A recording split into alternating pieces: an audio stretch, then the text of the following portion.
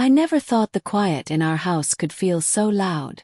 10 years married to Ahmed, and the days had settled into something predictable, almost mechanical. He left before dawn for the office, came back after dark, ate dinner in front of his laptop, and fell asleep on the couch more nights than in our bed. I stopped asking for more a long time ago. The silence between us wasn't angry. It was just empty. I filled the hours with laundry, cooking, scrolling through old photos on my phone, wondering when I stopped being the woman he used to chase around the kitchen. Then his nephew, Zain, arrived. He was 23, fresh out of university, here in Lahore for a 3-month internship. Ahmed had offered our spare room without asking me, saying family helps family. I didn't mind at first. The house felt too big lately anyway. The first evening he walked through the door carrying a duffel bag and that easy, bright smile. His cologne hit me before his voice did. Something crisp like citrus and cedar. He hugged Ahmed quickly, then turned to me. "Auntie, finally meeting you properly," he said, and the word auntie sounded strange coming from him, too formal for the way his eyes held mine a second longer than necessary. He unpacked while I cooked. From the kitchen I heard him laughing on the phone, loud and unguarded, the kind of sound our house hadn't held in years. When dinner was ready I called them both. Ahmed barely looked up from his screen. Zain sat across from me, sleeves rolled to his elbows, forearms tanned from weekend cricket. He complimented the biryani twice, asked for the recipe, listened when I answered. Really listened. Not the half-nod Ahmed gave when I spoke. Nights turned into small routines. Ahmed would disappear to his study or fall asleep early. Zain and I ended up in the living room watching whatever was on television. He'd stretch out on the sofa, feet dangling off the armrest, and ask questions. About the city, about the old stories of how Ahmed and I met, about what I wanted when I was his age. I found myself talking more than I had in months. He laughed at my jokes. When he laughed his whole body moved, shoulders shaking, head tipping back. I caught myself watching the line of his throat. One afternoon it rained hard. Power went out. Ahmed was stuck at the office. Zain and I sat on the balcony under the overhang, listening to water hammer the tin roof. He pulled out his phone, played an old song, something slow and romantic from the 90s. "This was my mom's favorite," he said. We didn't speak for a while, just sat there with the music and the rain. His knee brushed mine when he shifted.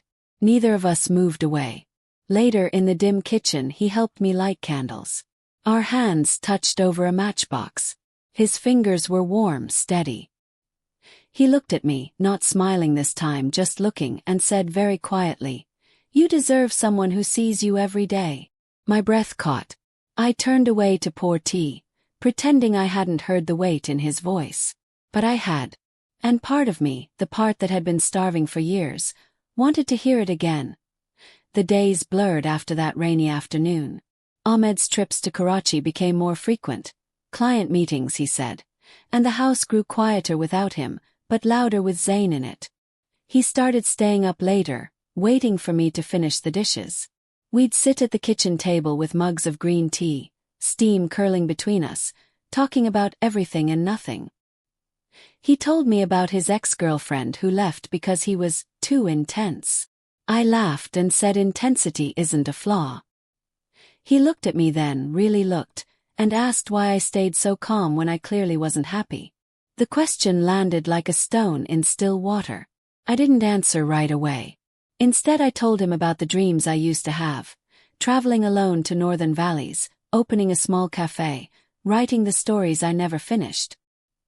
He listened without interrupting, chin resting on his hand, eyes never leaving my face. No one had looked at me like that in years. One night the electricity flickered again. We lit a single candle between us. The flame danced, throwing shadows across his jaw. He reached over and tucked a loose strand of hair behind my ear. His thumb brushed my cheek, stayed there a second too long. My pulse hammered in my throat. I didn't pull away. He whispered, "You're beautiful when you let yourself feel something." I felt heat rise under my skin. I told myself it was just words, just kindness. But my body knew better. We started finding excuses. He'd ask me to show him how to make nihari properly. I'd stand behind him at the stove, guiding his hand on the wooden spoon. Our arms pressed together. Heat from the burner nothing compared to the heat where we touched. He'd turn his head slightly, breath warm against my neck, and say, "Like this?" I'd nod, voice caught somewhere low. Once his fingers slid over mine and stayed, squeezing gently. I closed my eyes for a moment, letting the sensation sink in. Mornings were harder. Ahmed would call from the airport, ask if everything was fine. I'd say yes while Zayn watched me from the doorway, shirt half-buttoned, hair still damp from the shower. The guilt twisted, but it twisted alongside something sharper, want. I caught myself staring at the curve of his shoulders when he stretched, at the way his throat moved when he swallowed water. I hated how alive it made me feel. Then came the evening. Ahmed's flight was delayed overnight. Zayn and I were on the couch, some old movie playing low. He shifted closer until our thighs touched. Neither of us moved. The movie ended. Silence settled. He turned to me, voice barely above a whisper. "I've wanted this since the first day I walked in here. Just you." His hand found mine under the blanket, fingers threading through mine. My heart slammed against my ribs. I looked at him, really looked, and saw the same hunger I felt mirrored back. I didn't speak. I just leaned in until our foreheads touched. Our breaths mingled, quick and uneven. His lips hovered so close I could taste the mint on them. One more inch and everything would change. Ahmed's message came at midnight. Flight delayed again, back tomorrow evening. The house felt suddenly smaller, the air thicker. Zayn was already in the hallway when I set my phone down, eyes dark and steady. No words at first. He stepped closer, slow, deliberate. My back met the wall. His hand cupped my face, thumb tracing my lower lip. I trembled, not from fear, from need. I pulled him in. Our mouths crashed together, hungry, desperate. His kiss tasted like the tea we'd shared earlier, warm and faintly sweet. His tongue slid against mine, exploring, claiming. I gripped his shirt, bunching the fabric, feeling the hard planes of his chest beneath. He groaned low in his throat, the sound vibrating through me. We stumbled toward my bedroom, our bedroom, door clicking shut behind us. Clothes came off in a rush. His shirt hit the floor. Mine followed. Skin met skin, electric. His hands roamed, down my back, over my hips, gripping with just enough pressure to make me gasp. I traced the line of his collarbone, the dip above his hip, memorizing every inch. He lifted me onto the bed, gentle but urgent.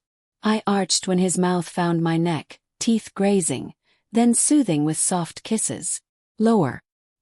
His lips brushed my collarbone, my breast, drawing a moan I couldn't hold back. He took his time, teasing, tasting, until I was shaking beneath him. When he finally settled between my legs, our eyes locked. No hesitation. He entered me slowly at first, letting me adjust, then deeper, filling me completely. The stretch, the heat, the perfect pressure, it stole my breath. We moved together, finding a rhythm that felt inevitable. His thrusts grew harder, faster. I wrapped my legs around him, pulling him closer, nails digging into his shoulders. Every slide, every retreat built something fierce inside me. Pleasure coiled tight, then snapped. I came with a cry muffled against his neck, body clenching around him. He followed seconds later, hips stuttering, a rough groan tearing from his throat as he spilled inside me. We stayed like that, tangled, breathing hard. His forehead rested against mine. Sweat slicked our skin. He kissed me softly now, slow, lingering, almost tender. His fingers stroked my hair, my cheek. For those long minutes the world shrank to just us. No guilt, no tomorrow. Only the afterglow, warm and golden. He whispered my name like a secret, like it belonged only to him. I let myself believe it. Then reality crept back.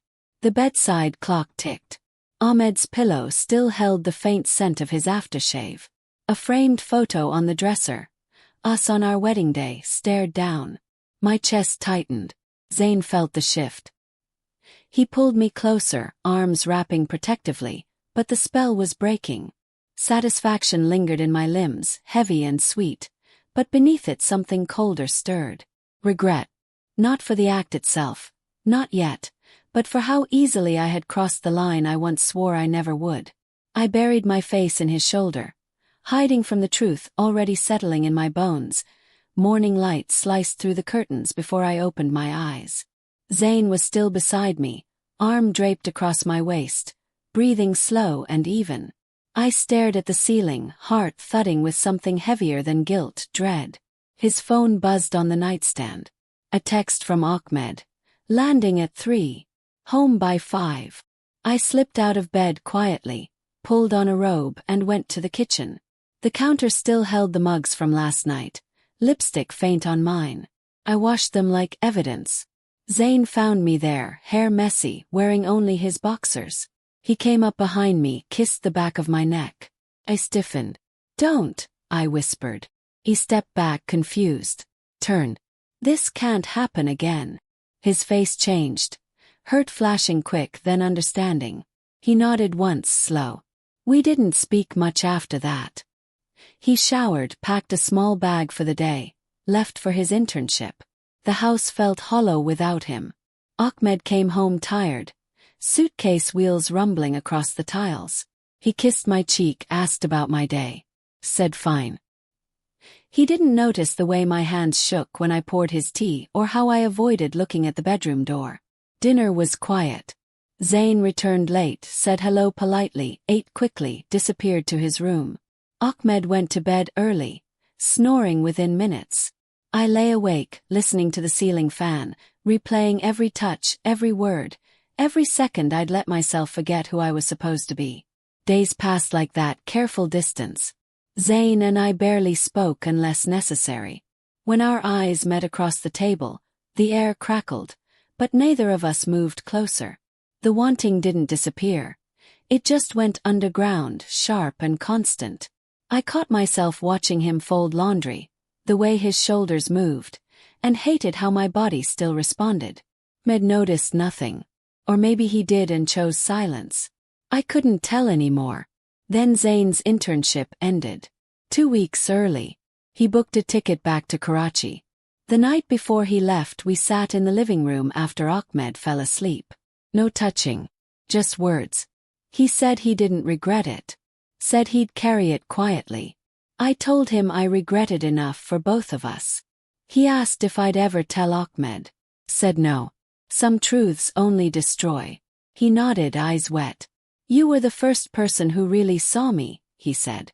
I almost laughed through the ache. And you were the last person who should have. He left at dawn. I watched from the balcony as the cab pulled away, taillights fading into the morning fog. The house settled back into its old silence, but it felt different now. Thinner, cracked. Ahmed and I kept going. We ate together, slept in the same bed, spoke about bills and groceries. But when he reached for me at night, I turned away more often. Not because of Zayn exactly, but because something inside me had shifted permanently. I still feel the echo of that night sometimes. Warm, reckless, alive. Doesn't excuse what I did. It just reminds me how easily a marriage can become a habit, and how dangerously close hunger can bring you to ruin. I live with it, quietly, every day.